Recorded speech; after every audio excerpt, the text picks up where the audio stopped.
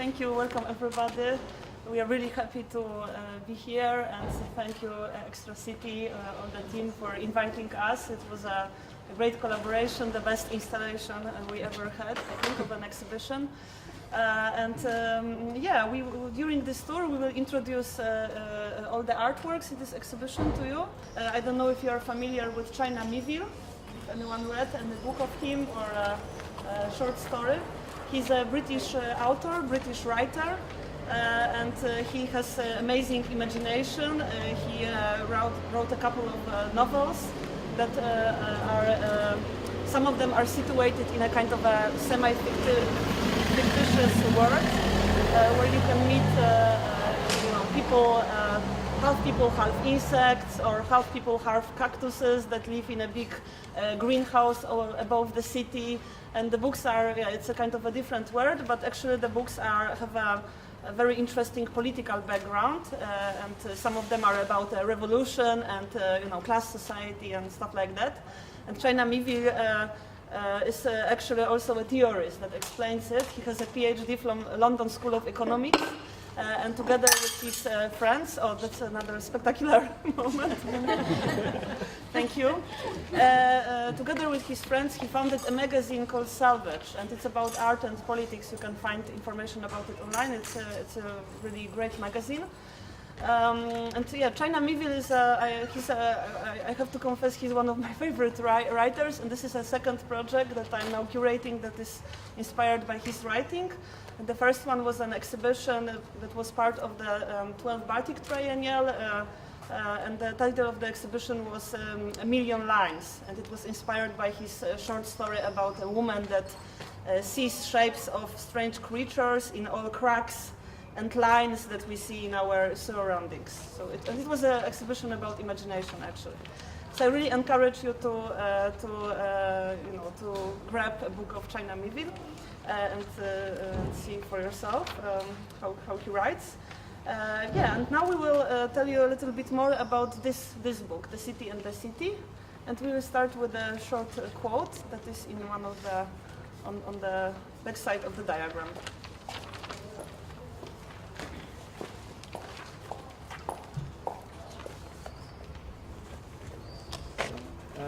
It's not just us keeping them apart. It's everywhere in Besźel and everyone in Ul Qoma. Every minute, every day. We're only the last ditch. It's everyone in the cities who does most of the work. It works because you don't blink. That's why unseeing and unsensing are so vital. No one can admit it doesn't work. So if you don't admit it, it does. But if you breach, even if it's not your fault, for more than the shortest time, you can't come back from that. Yes, so this is a quote from The City and the City. It's a novel that tells a story of very unique two cities. One of them is called Besźel and one of them is called Ul Qoma. And these cities, they are in the same space. They share the same geographical space. So they are not, there is no, it's like, you have to imagine that there is a street and it belongs to both cities.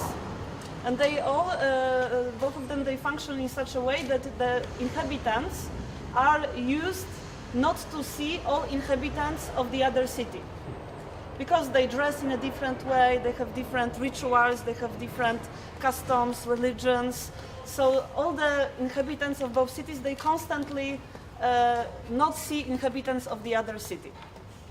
And they are trained from the early childhood. They are trained in this unseeing practice, and they can if some of them, for example, suddenly notice someone from other city, they immediately withdraw from that, because crossing the border between both cities is called breaching, and it's a crime in this world. So you cannot. Oh, hello. You cannot actually. You're not allowed to see inhabitants and buildings. Like really see, really notice, really be aware of the other city. And this crime is called breaching, and there is a special type of police that is able to identify the acts of breaching, and you are severely punished for doing that. So yeah, it sounds it sounds a bit artificial, this whole plot, but actually it works very well in the book, and it starts actually with a crime that is somehow committed between two cities, and the main character, Inspector Borlu, he is actually forced to suddenly really do these breachings or move between both cities. So he's personally affected by the structure of the place, I would say. So this is a very carefully constructed situation, but of course if you think about it a little bit more, you will realize that this novel actually provides a kind of a metaphor of living in contemporary city. Because actually lots of cities consist of smaller cities that almost never meet, yeah? And these smaller cities are, for example, some districts or some communities that live in these cities, and we actually, on a daily basis, are actually trained in not noticing them. Or there are, for example, homeless people or people from some other classes or groups in society, and our whole life actually is constructed very often in this way that we kind of ignore them, or we are not. There are no moments of breaching, so to speak. Yeah, we are trained not to do this. So one of the content of this, one of the aspects of the content is related to the contemporary city. But in this exhibition, we decided that we will reflect upon this breaching, upon this crossing the limits between two different types of communities, between two different individuals, between us and an object that we want to get to know, and we will try to reflect more upon what actually this breaching is, and what are the conditions of the breaching, what enables us making this kind of a step towards other person, other culture, other situation, what enables us to go out of our comfort zone and do something unexpected that we were not actually educated for very often. Different artworks in the exhibition are meant to help us understand that phenomenon. We use the language of contemporary art as a tool to explain what breaching is and to tell more about the different points of view and different possibilities of seeing different aspects of the reality. Many artworks on the exhibition are of the scattered nature. They are having multiple parts placed in different spaces, so it's difficult to perceive them as a whole. Or they are so big, they occupy so big area that you cannot see them. You see only the top of the iceberg. Yeah? So this exhibition bridge is very complex and multi-layered, and to help you to understand it better, we prepared a diagram, which of course it's not a map, it's more abstract representation of the relations between different artworks, marked with numbers, and here's the explanation, the list of the works. We'll tell about it more during the guided tour through the exhibition. But as you see, the many artworks occupy the same spaces, or they are connected somehow in different ways. So it's difficult to find the exact borderline between them. They're like breaching each other. Yeah, so the artworks are breaching each other. Yes, and you and this guided tour and in general a visit to this exhibition is like an exercise in noticing, because you have to go a little bit beyond your usual patterns of seeing exhibition and try to notice things that you normally don't notice. And this breaching is exactly that. Yeah, you make this act of getting to know, to perceive something that you normally don't do. So it's this theme is present in the exhibition on the level of content, but also on the level of the form of the all works. And to put all of us more into the mood of the book, we have another quote that you also find on the. It's basically the situation of breach, but it's you will see. As I turned, I saw past the edges of the estate to the end of Gunter's trash, between the dirty brick buildings. Trash moved in the wind. It might be anywhere. An elderly woman was walking slowly away from me in a shambling sway. She turned her head and looked at me. I was struck by her motion, and I met her eyes. I wondered if she wanted to tell me something. In my glance, I took in her clothes, her way of walking, of holding herself and looking. With a hard start, I realized that she was not on Gunter's trash at all, and that I should not have seen her.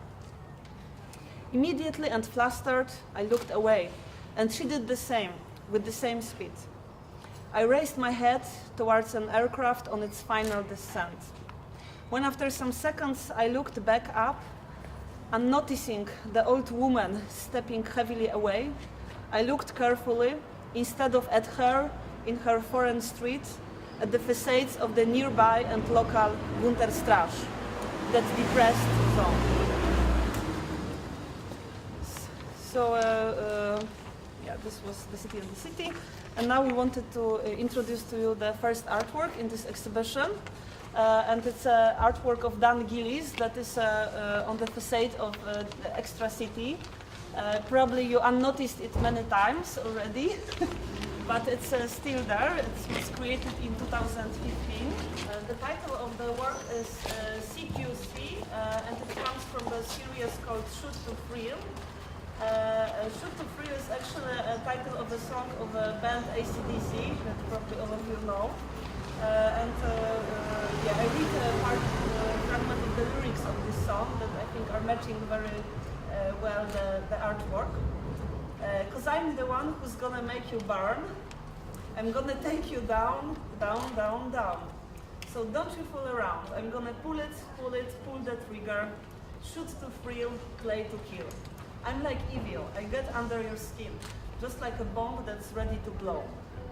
So we treat it as a kind of a warning towards an art institution, a warning probably issued by artist, who is like evil that can get under your skin. So for us it's a bit a kind of a word that shows this kind of eternal tension between the art and the institution. It's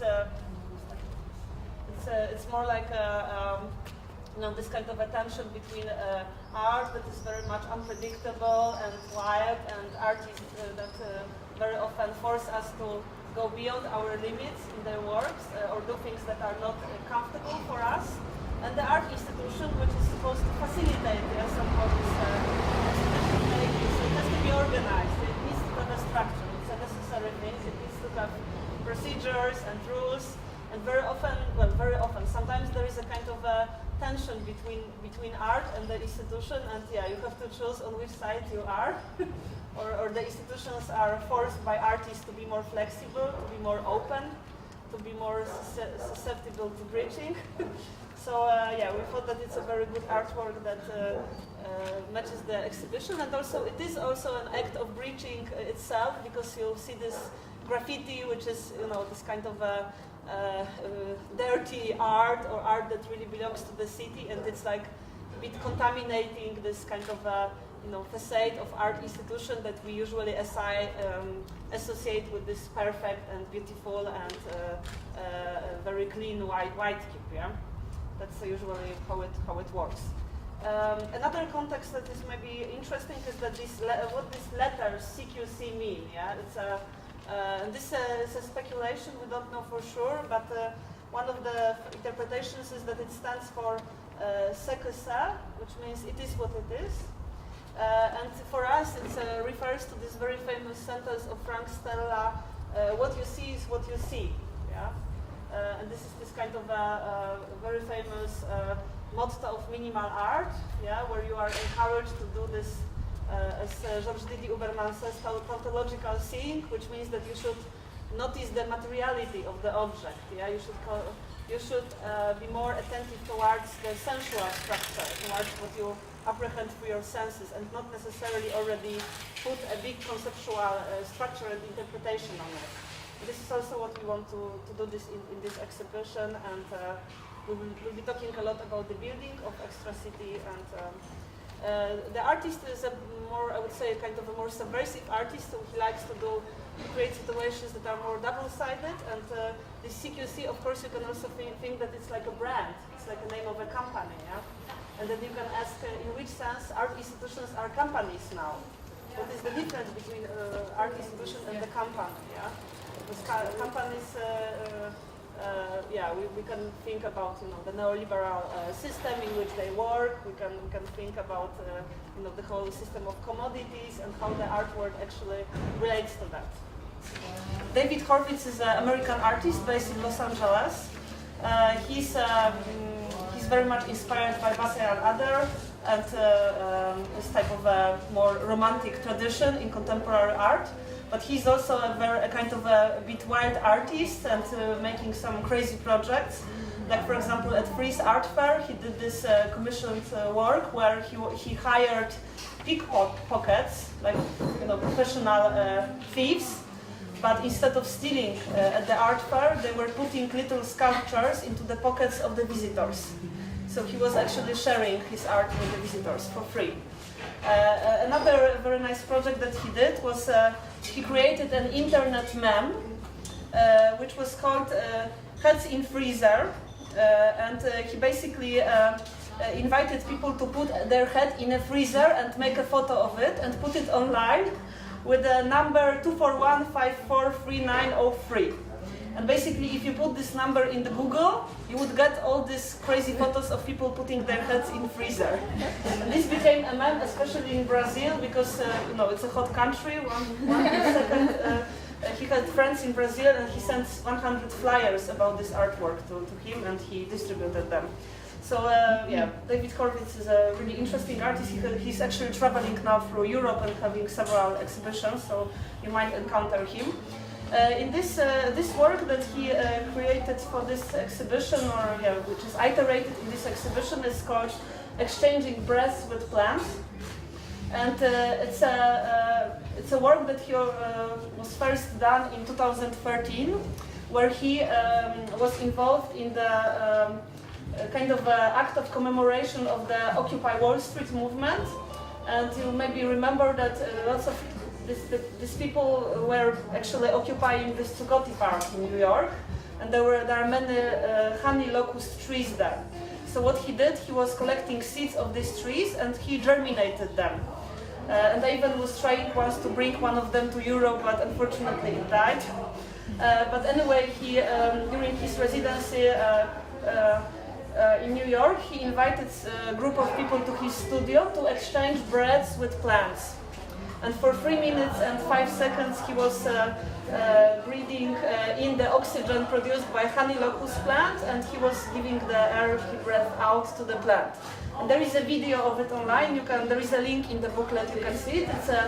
It's a kind of a very beautiful, small, almost unnoticeable performance in the style of Besźel and adhere or Lilo Zano. Probably you know her.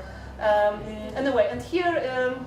This performance is a very meditative performance that creates a kind of a continuity between humans and plants.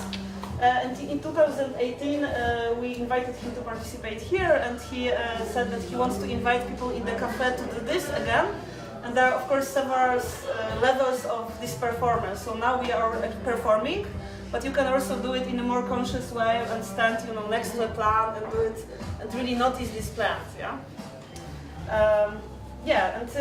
In a way, this artwork is kind of slowly growing because the air is breathed in and breathed out, and it spreads everywhere, and it's probably now soon will be outside of the building or the particles. So it's an example of this kind of artwork that is breaching the environment. So if we're talking about the movement of the air and the border of different areas, we got to say about the next artwork by Jan Hoeft, The Space We Live In. which consists of 2 pieces of curtains here and in the second entrance, made of PVC. But the artist added a special substance to make it more plastic, the ethyl hexyl phthalate, which is very useful, but it unfortunately is a little bit toxic. So it slowly actually goes into the air, but it's not the life, yeah, it's very soft poison. Yeah. so you don't have to be afraid. But the artist also opened the window on the first floor to make the air enter the gallery, and the higher level of oxygen here causes that this substance is disappearing slowly, gradually, and at the end the curtains become rigid. Now they are soft because of this substance, but if all of this will be removed, they will be so rigid that you cannot enter. So they will have to be removed totally as an object. So this artwork consists of three elements: the curtains, the open window, and the air, the flows of air between these two points. And we'll show you the air, the window, and the entering air later. Yeah, Jan Hoeft is in general a very interesting artist based in Köln, and he's kind of well known for contaminating art spaces. I worked with him once in Amsterdam at the Apple Art Center, where he created special structures that were basically collecting dust, and especially cigarette butts. One of them was in front of the entrance to the gallery, and he's interested in this kind of acts of violating the white cube, the purity of the art space, and making it more problematic. And in Krakow, he also did a very nice artwork for the collection of Bunkersztuki, which included a fence put into public space. So he's also interested in these barriers, and he has a website, so you can check what he's doing. Very good artist. Yeah, so he's a kind of artist-scientist, so he prepared very technical, detailed explanation in the booklet, so you can explore it. He's actually a computer programmer as well. It's a very interesting combination. Okay, so let's, don't be afraid, it's not very toxic.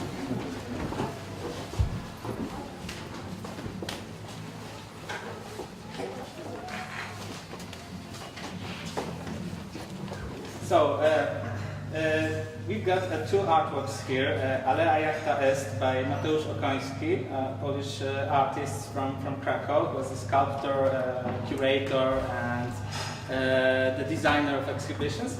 And Jakub Skoczek, also from Krakow, the author of the work Gmerk, which means the house mark. The both artists cooperate with the institution we're running in Krakow, CCA Wawel Castle, which is a contemporary art center located in the Wawel Castle, which is quite, monolithic institution, focused on the ancient art, on the traditional artworks, which doesn't allow contemporary artists to enter there and create their own artworks. So we created an institution which parasites this space, so it's a kind of situation we were talking before, like in the city and the city occupying the same space.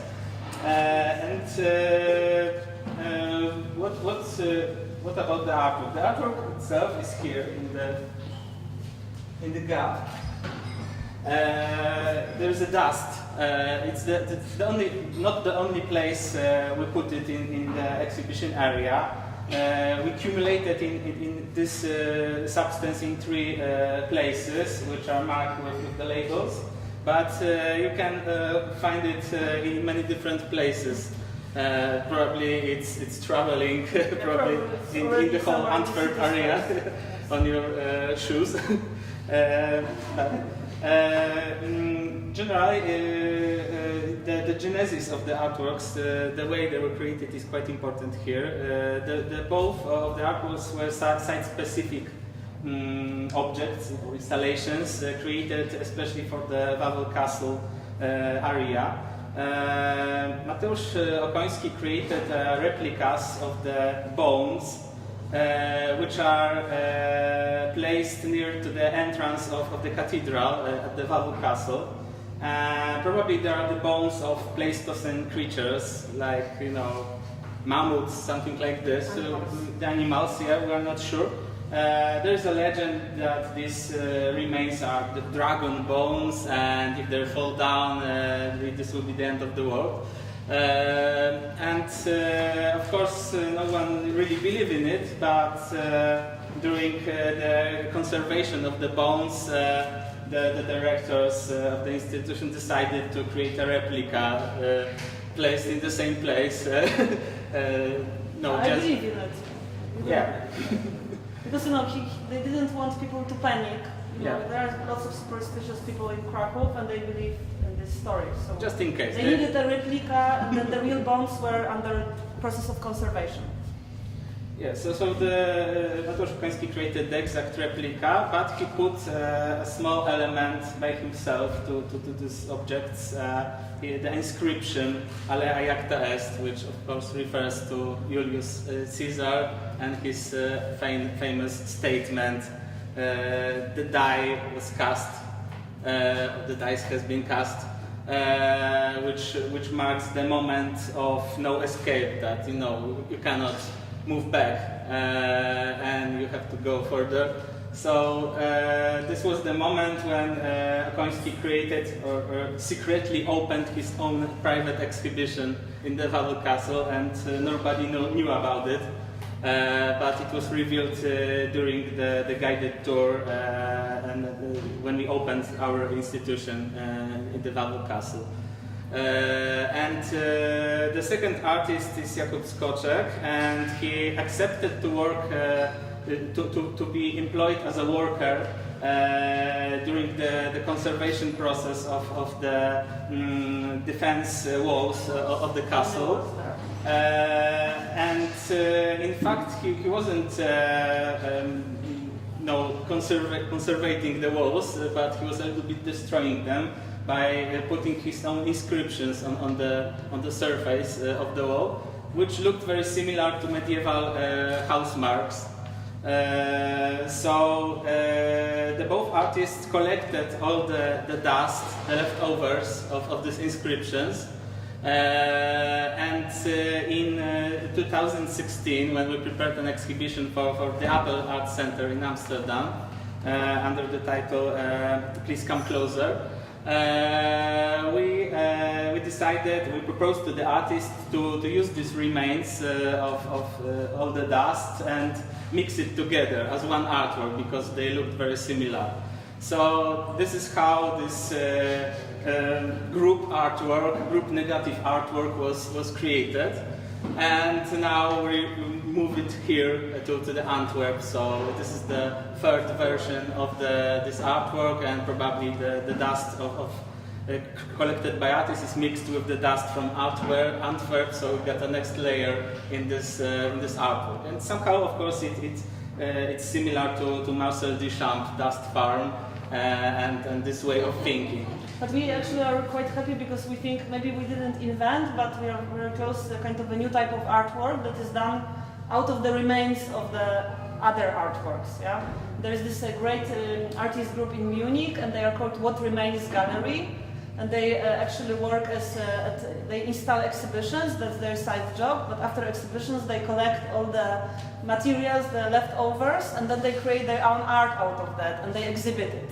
And so lots of people in Munich hate them, because sometimes you can recognize this first artwork there, but usually, of course, they get consent, and it's a negative artwork. That's how we call it. Yeah, and when you look at the diagram, you will see that it's number 6 on the diagram, and it's almost the biggest circle. The only biggest circle is the Antwerp itself. So this is the biggest artwork on our exhibition if it comes to the occupied area, but at the same time it's the most condensed artwork. Yes. The next work that we wanted to introduce to us is very unusual, and you saw it already many times, but you probably also unnoticed it as many times as well. And it's the building of Kunsthal Extra City. Which is the oldest artwork in our exhibition, because it was created in 1933. And it's also the artwork with the greatest number of authors, yeah, because you have the architect, Charles Dupont, but then you have all curators, directors that worked here that decided to keep this space in this state. All people that renovated it, so we even cannot, we are in the process of identifying all authors, but I think it will take us some time to really make a full list. The artwork consists of the building and with its interior, and we find that it's an amazing amazing case of materialized paradox. Because as you know, this was it's a former public laundry. Yeah, it was a place that was made to clean, to purify, to sterilize, but actually it ended up in the state of decay, in the state of impurity. Yeah, it's dirty. It has lots of marks of passing times everywhere. It had lots of random renovation. The floor tiles are damaged. And underneath the building there is contaminated soil, yeah? So it's like this, as if this kind of struggle towards purity actually produced an enormous amount of waste and dirtiness, yeah? But we actually treat it very positively. For us it's actually great, because we think that it's an amazing place for art, and it's like having thousands of Jackson Pollocks, Mark Rothkos, or Yaoi Kusamas for free, actually. You have these amazing structures here, and you can even come to Extra City when there is no exhibition, and you can still have a great time here because the building is so nice. We also think that it's a very nice setting for art exhibition, for art institution, because we are very bored with traditional white cubes, and we even developed the negative theology of the white cube during our projects. Yes, we treat a white cube of contemporary art, this kind of a beautiful, undamaged space of gallery with no stains on walls, as an example of so-called rhetorics of purity. There is this beautiful book of Mark Cheatham with the same title. It's a book about Kandinsky and Mondrian. It's about this book about this struggle to get rid of all the random material element in art and discover eternal ideal structures, compositions like you have in Mondrian, yeah? And it's aimed at reduction of any kind of random impure element. And in this book, Mark Cheatham analyzes this, and he selects, for example, Paul Klee as a kind of opposite of that, yeah? And he even makes this kind of argumentational leap that might be controversial, because he associates this struggle towards purity with fascism, with all these efforts to have a clean society and one very clean identity, and having like very defined limits between you and your environment. So we also think that it's better maybe to get rid of that and not suppress sensuality, not make the space of contemporary art as I don't know, it's a bit similar like Protestant church, yeah, not to suppress sensuality, but accept it and help it to evolve, like in this building. We also think that it's a very interesting example, or it's like a metaphor for contemporary art that always has this white cube, but always, and this white cube is like this autonomous space, yeah. But art always tries to go beyond this white cube, yeah, and it always tries to become something else, like activism or political action or daily life. And you have Fluxus artists making salads as their artworks. So we think that it's good to maybe somehow question it and question this effort to isolate art from other fields of society. Yeah, so this space perfectly changed this rhetorics of purity into the affirmation of another more organic-like, more patchwork structure. Just look at the floor. It's full of different elements. It's like a mosaic of different colors, different structures and materials. And the whole institution is like this. It's also full of small holes, hidden spaces, and it's very sensual, in fact.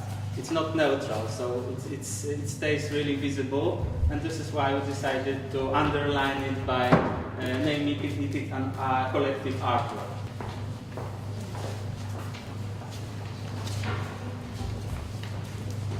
I wanted to tell more about the next artwork, which deals with similar topics. The Structures series by Katrin Kamrau. These are MDF modules, sometimes quite big, sometimes small, which are present in the whole area of this exhibition space.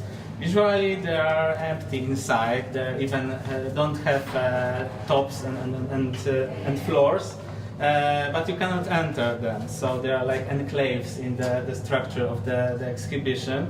MDF is a specific material, medium density fiberboard, which has very smooth surface. But as you see, the artist decides to leave some cracks in it, and he also used some white areas painted with white paint on his modules, which looks like a little bit like a white cube structures. so there's a connection and a tension between these two surfaces and two ways of thinking about the sensual aspect of the exhibition. It's an artwork convened by Michiel Vandevelde, who's with us, and it's done with several artists. You will find their names in our booklet. It's called Eating Each Other on the Dynamics of Rare Vibration, and it's an artwork that also deals with acts of breaching, but in a more political sense, in a sense where their acts of breachings are related to living in multicultural society and appropriating the culture of another person. And as you will go through the exhibition, you will see all the examples. These elements that are here were created by Daan Gielis, and basically he's appropriating and highlighting this kind of a very common elements of Belgian architecture. Yeah, these trampolines that you have in backyards of all houses, solar panels, and he's kind of mocking them a bit, making them out of cheap materials, Lamborghini out of wood, and all other parts of this project somehow refer to this and contrast it, because they are also about how this space of Belgium is being constantly appropriated. Maybe, as you probably noticed, this artwork has been actually present here before the opening of this exhibition, and we would like to reveal to you something that actually happened here that you probably were not aware of. As you saw, lots of parts of our exhibition are only first visible in part. Yeah, you don't. All artworks, you just first encounter part of them, and then you encounter more. So we are very much interested in this type of an artwork that is partly not seen, yeah, that is partly ignored, and you can only see if you really put a lot of effort. So actually what we did here, this exhibition was actually present here already 1 month ago, but we decided that one part of it will be accessible before, so we allowed Michiel to make this part of his contribution before, and he actually appropriated what we did already before. Yeah? So it's a very interesting example, because we actually saw this exhibition. If you have been here in the last month, you actually saw our exhibition, but probably you didn't notice it. So you didn't do the act of breaching, or maybe some of you already did. Here we would like to go a little more about one element of Michiel's project, which is perfectly matching. Yeah, it's a great metaphor of breach and the border as some very abstract structure. A video by arcade designers Jakub Skoczek and Daniel Landau. It's about a sea border line between Europe and non-Europe, let's say like this. And of course, this is the place which creates a huge political and social tension. And it depends on the very abstract thing, which is the border line, the line which divides this space into two spaces. And what is interesting in this video, it presents two different systems of creating the image.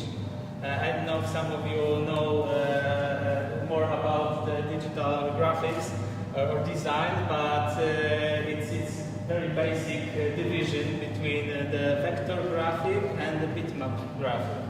So vector graphic are the structures defined by numbers, by geometry. So they can be scaled, enlarged and minimalized without any data loss. But when you work with the bitmap, you have to be aware it consists of small squares with different colors. So it's always a mosaic of small geometrical modules. And here, especially maybe not on this part, but when there is some close-ups, you will see that the photo is made as a bitmap graphic. So it's made of little squares, just a mosaic of squares. So when you enlarge it, it becomes more and more abstract. And the artist who is creating the line, this yellow line made of paths and anchor points, is vector. So it's defined geometrically, numerically. And when we see at the close-ups, we'll see that these two ways of visualization doesn't fit to each other. You have to always remove something, ignore something, to remove some of these squares to create a perfect geometric line which divides two areas. So the border, yeah. So it shows that the idea of the border is always totally abstract. Arbitrary, yeah. So and when we somehow undermine this idea, we will understand better that bridging, we're always doing the bridging, in fact. Yes. It's always possible. It stops to become controversial. There is actually no bridging when the borders don't exist, yeah? Or when they are arbitrary, then it's easier to do the bridging, yeah? Because we can question them. It's easier for us to question them. Maybe we can just take a quick look at two other elements here. One is a beautiful example of the Kunsthalle Extra City building. This patchwork organic structure is literally organic because there is a flower, a little plant which grows here inside the gallery. And the other example is that corner, which is another part of the dust artwork by two artists I mentioned before. Yes. And then here actually you can very well see that some of the authors of the Extra City building are non-human. So it's actually an example of post-human artwork because it's created by different forces. And in this case, it's a little plant that is growing here. And it's a non-human authorship actually. Case of a non-human authorship.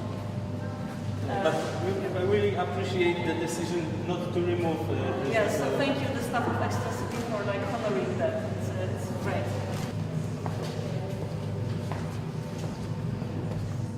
This is another space when we put some dust by the artists, by Mateusz Okoński and Jakub Skoczek, and it's also this remains of something, I don't know, some previous structure here.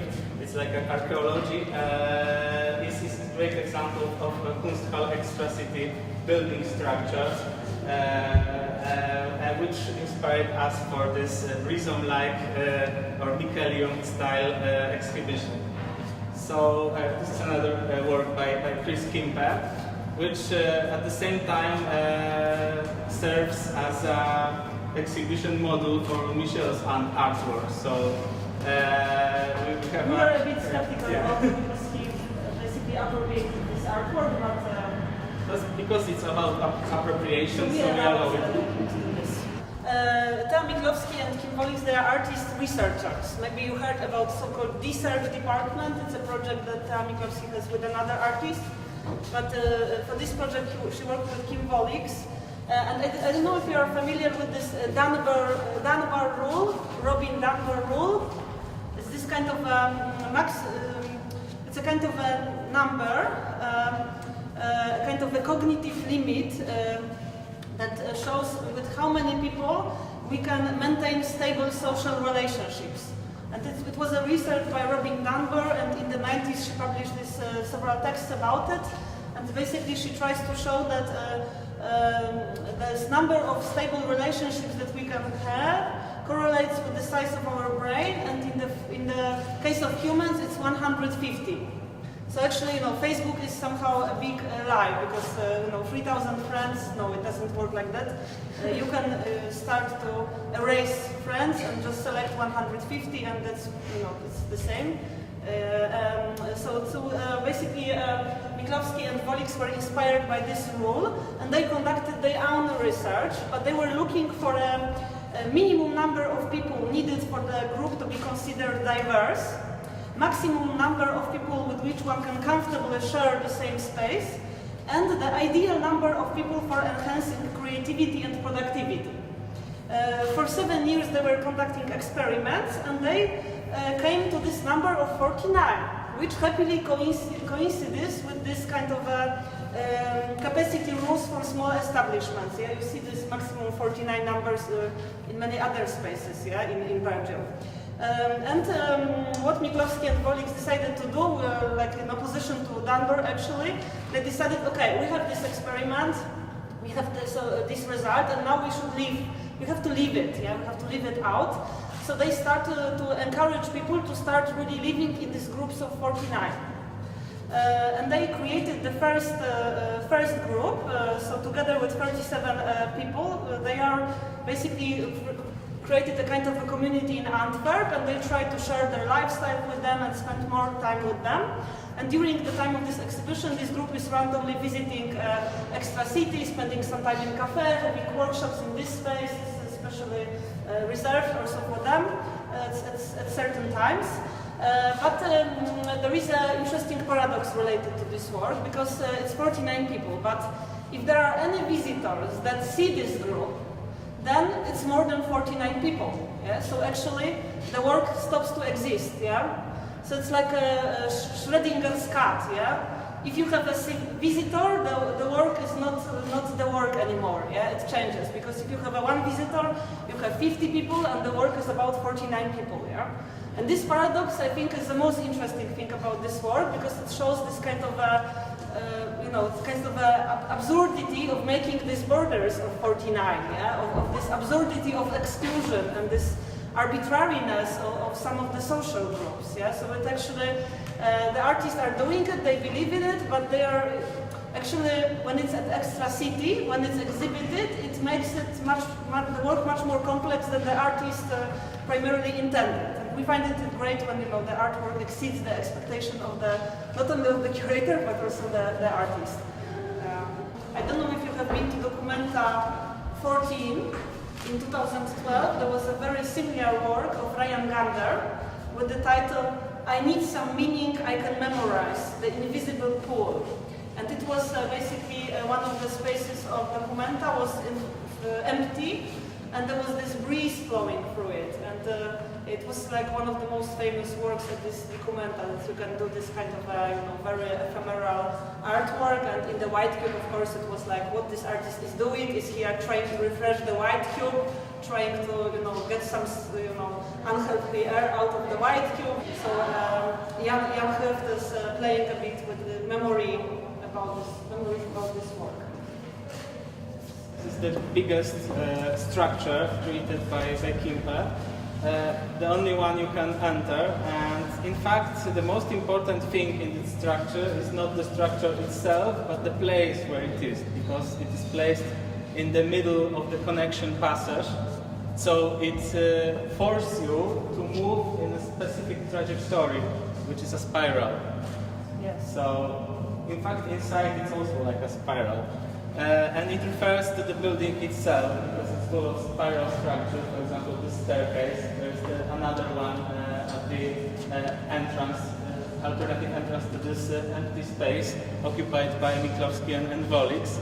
And I think it's interesting idea of shaping the movement, the movement of the visitors, and it's another kind of sculpture created in the exhibition space. Well, I would say architectonic performance. Yes. I think this could be used actually much more in art. That we are like we move in the way that is determined by the artist, and we are actually doing a performance. Yeah. So in fact, you did this artwork by yourself. Yes, Already, yes. Gonzo journalism was something between the truth and the fiction. So the journalist was a kind of artist, a creative person who is adding his own subjective experience to the story, to the description of the reality. And we find it's interesting to apply this strategy to the area of visual arts, or the curating itself, which works a lot with storytelling. So this mood, this state of mind can be really useful, especially if you want to work with this idea of bridging. Yeah, if you want to show the hidden possibilities, something which cannot be perceived at the first moment, and then you can change the narration around it to change your point of view. Yeah, the Hunter Thompson was also very interesting person, because he was very playful, but he also had lots of political remarks and suggestions, and you can treat his whole journalism as a kind of a reflection on how conservative American society became. And my favorite is a kind of I would say it's like a journalistic performance where they were driving with the car along Las Vegas, and they were around in small cities, and they were asking people, where is the American dream? And people were like thinking that American dream is a city, so they were thinking, okay, is it more to the north, to the south? But of course, American dream is this kind of idea that you can, from being very poor, become very rich, and now it's almost impossible in the US, so there is no American dream anymore, but that was a very playful way of reflecting upon it. And the last artwork in our exhibition that we want to present to you is a very unusual artwork, because actually you can only imagine it, you cannot experience it, because this artwork is consists of performances that are happening at the offices of Extra City at the working hours. So the only audience of this artwork are the workers themselves. And we thought it could be interesting, to maybe put the offices more in the relation with the art space. So we were interested in this idea of artworks like overflowing the art space and coming into the office. And we know how it is in art institutions. Sometimes it's a lot of organizational work, it's a bit tiring, sometimes it's even a bit boring, unless you have some wild artists that constantly question you, then it's more interesting. So we're thinking, and now lots of art institutions, they become like corporations, you have to behave like in a company. So we thought that maybe it's nice to disrupt it, to offer the workers something, kind of enhancement of their daily working life. And we invited two artist duos, Katze and Krieg, which means cat and war, and Clark Beaumont. Katze and Krieg is an artist duo from Köln, and they are well known in the area for very I would say breaching performances. For example, what they did before last Christmas was one of them was pregnant, and they decided that they will test how much they can trust other people, and they borrowed a donkey, a real donkey, and they were traveling as Holy Family. They were walking in small villages close to Köln, and they were asking people to accommodate them with the donkey. And one of them had a mustache, so she was like Joseph, and the pregnant was like a pregnant Maria. And it was very interesting. They only did it for a few days. It was like a trailer. I think in future they will do it for a longer time. And it was kind of funny because they thought that it would be very, very difficult, especially with the donkey. Yeah, it's kind of a big animal. Yeah. But on the first day, they just rang the bell to one house, and the guy was in a kind of a very, his life was changing. His wife left him. He was renovating his house, and he said, oh, you need accommodation? Yeah, okay, please come in, you know, yeah, why not? So he was in a very kind of open mood, yeah, for like bridging. And on the second day it was even more funny because they met one guy that was very much interested in the donkey, was having a lot of questions, and he looked, he was not very dressed in a very elegant way. He had very kind of simple but a bit dirty clothes, and he looked as a very kind of like maybe homeless person or something. But then they told him about this artistic action, and he told them, yeah, I own a hotel. You can stay in one of the rooms for free. So that's how they got the second. So actually it was extremely easy, and yeah, they are wondering if they should do more of this performance because maybe it's too easy. This what is happening here is actually an iteration of the performance that I witnessed in Köln last year. It's called In the Company. And what the artists are doing, they developed a sequence of small performances for companies, for office workers, and they were going into the office buildings and asking people if they can perform there. And the companies were not informed previously. At the very beginning, they wanted to have it one company, and they wanted to tell them about it, and they wanted to do it, I would say, so legally. But one person at this company lost the job, and this was the contact person for the performance, and in the end the company withdrew from the action. They were kind of scared of it. So they decided, okay, we have no company, so we're just walking into the offices like that. You know, there are these big buildings where you have several offices, and we will just, you know, one of us will go to the reception, we'll ask if we can do the performance now, and the other one will already start to do the performance, yeah? I went there with a group of people. We all had little micro headphones, and so that they can communicate with us. We were around, I think, 35 people, and we entered a big office building, and actually they managed to perform almost all of the performances, and even in some cases the workers were allowing them to do the performance. Yeah, and this performance I will tell you now. What they selected for the workers of Extra City, but in Köln there were interesting moments because one performance was like a monologue about being concerned only with myself. It was like looking in the mirror and talking to myself, and the artist was slowly undressing. So when she showed her teeth, the guy from the office stopped the performance, and she couldn't do it more. And in the second office, I heard on the next day, actually the workers allowed for this performance to happen, and the artist had to undress completely, and she was not actually prepared for it. But this performance is not happening at Extra City because, you know, it's kind of more extreme, so the artist decided not to ask workers, it's too destructive for the working environment. And the goal of the performance actually is to enhance the working environment, to basically improve the productivity of the workers, improve their performance at the workplace, and it's more like they're meant to be subtle interventions actually. I will tell you a little bit more about the performances, and then we go through the space, and we will maybe talk about the performances one by one. Yeah. Mm-hmm. What is important to say is that there is a correlation between these performances and other works from the exhibition. Yeah, so this is why the number 10 is connected to all the other numbers, all the other artworks. We will explain to you some of the correlations. The others, I'm sure you will discover by yourself. And for us, it's as if the exhibition was breaching the offices and breaching the bodies of people that work here. And it's also like this kind of going beyond the limits. And it's also something that actually we cannot notice it or unnotice, but we have to imagine it, and we have to think about it to notice it in our imagination.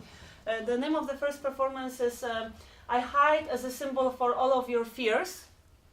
And it's basically a person in elegant clothes looks for a hiding place in the space of the office and hides there. Another performance, it's called Hugging, and it's basically two people stand in the middle of the office space and they hug each other. It's 4 people dressed in elegant clothes. they move around in a very excessive choreography with very strong movements of the body, and they move in a circle. So it's like four people that are really like making a kind of a circle movement and in a very kind of artificial way. Another performance is happening here. The person at this desk is a person that is meant to perform it. It's called Express Your Inner Child. And it's basically this person has to express a current mood she has, but she is not using language, but all the objects that are at the desk. She's making sounds with them and expressing what she currently feels. So it's a way of, very silent or very radical, depends on the mood. And another performance, it's called I'm Fine, I Just Feel Fragile. And the person takes the position of a fetus, like in the belly of the mom, and is basically lying in this position on the floor. Here we put this over the water because we thought that then employees are taking water and it will remind them that they should do this performance. The title is Seeing Each Other, so you see very clear correlation to one of the works in our exhibition. And it's basically two people standing in the distance of at least 5 meters, so it can be performed on this axis. Stand and look at each other, but don't speak, and just try to exchange their inner thoughts in this office environment. And around them the normal office life is happening. So it's supposed to be a bit longer performance. Yeah, it's called I'm Breathing. I'm Breathing, and it's basically a person sits by the desk and is in a kind of a meditative position. There is even a cushion for it, yeah. And then this person is basically meditating, is trying to breathe more heavily and is trying to, calm down a little bit, and it's like a little meditation in the workplace.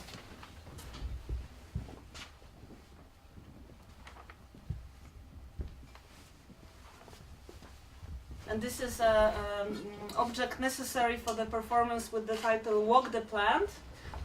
It's a person in a business attire, business clothing, is basically dragging a plant through the space of the office, and this plant is on this kind of a special, furniture with wheels.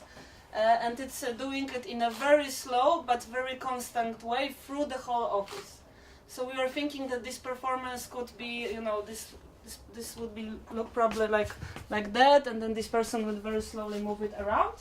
And basically the goal of this performance is to bring nature to the office, to the workplace, because and it should remind the workers about nature, and because the nature has this ability to make us more relaxed and refresh us, and then we can come back to our desk with more forces and energy.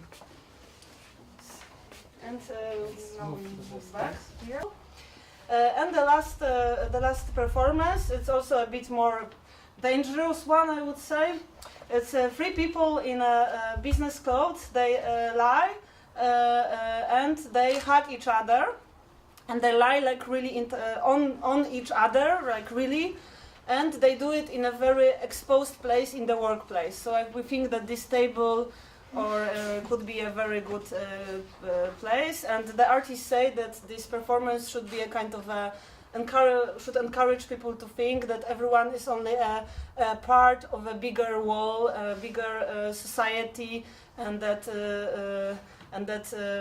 working together is a kind of a situation where we get this synergic effect, and we can combine our forces and our bodies. So it's supposed to also enhance the working situation.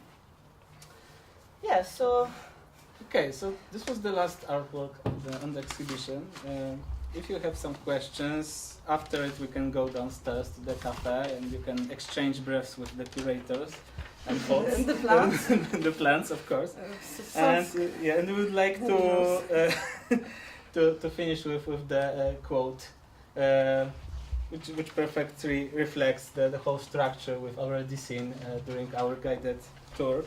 And it's a quote from Julio Cortázar, Hopscotch. Yes. It's a little like this. There are lines in the air next to your head, next to your glance zones for the detention of your eyes, your smell, your taste. That is to say, you're going around with your limits outside and you can't get beyond that limit when you think you've caught anything fully.